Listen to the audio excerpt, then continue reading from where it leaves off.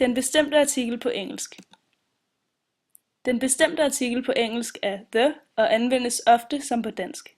For eksempel, avisen bliver oversat til the paper, og den gamle mand bliver oversat til the old man. Der er dog nogle undtagelser, som vil blive gennemgået i det følgende.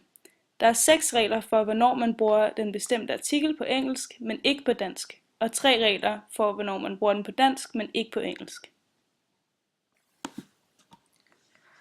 Den første regel for brugen af bestemt artikel på engelsk er foran et substantiv, der følges af en of-konstruktion. For eksempel, the escape of the prisoner, eller you are the son of a great man.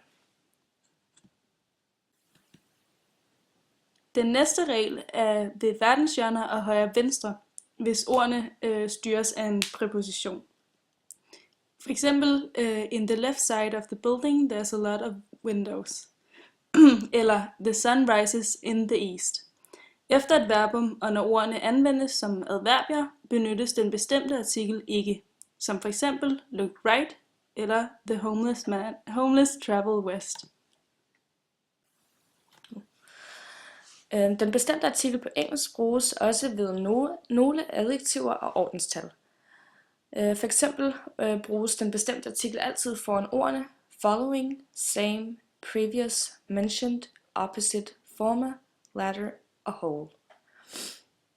I en sætning kommer det til at lyde the mentioned girl had black hair, eller the whole world was looking for an answer.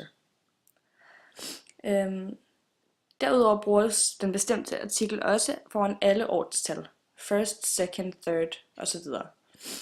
For eksempel, you heard me the first time, you are the second one today who has asked for a lighter. Reglen gælder også, hvis ordet play plus et musikinstrument bliver nævnt, som for eksempel she played the piano, eller he plays the cello very well.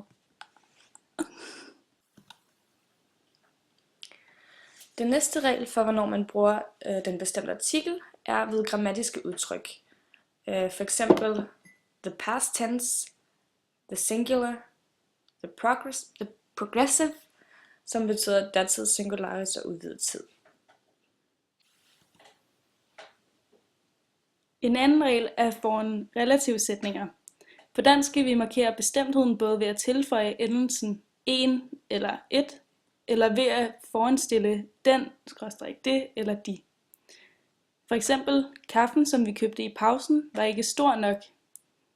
Eller, den kaffe, som vi købte i pausen, var ikke stor nok. På engelsk skelnes der ikke mellem de to sætninger. Der oversættes med den bestemte artikel the. Som for eksempel, the coffee we bought in the break wasn't big enough. Det var de regler for, hvor man bruger bestemt artikel på engelsk og ikke på dansk. Nu vil de 3 regler for, hvornår man ikke bruger bestemt artikel på engelsk blive gennemgået. For eksempel ved utallige substantiver, der angiver noget generelt. For eksempel, nature is cruel, life sucks right now, history tends to repeat itself, humanity is doomed, time is a wonderful concept.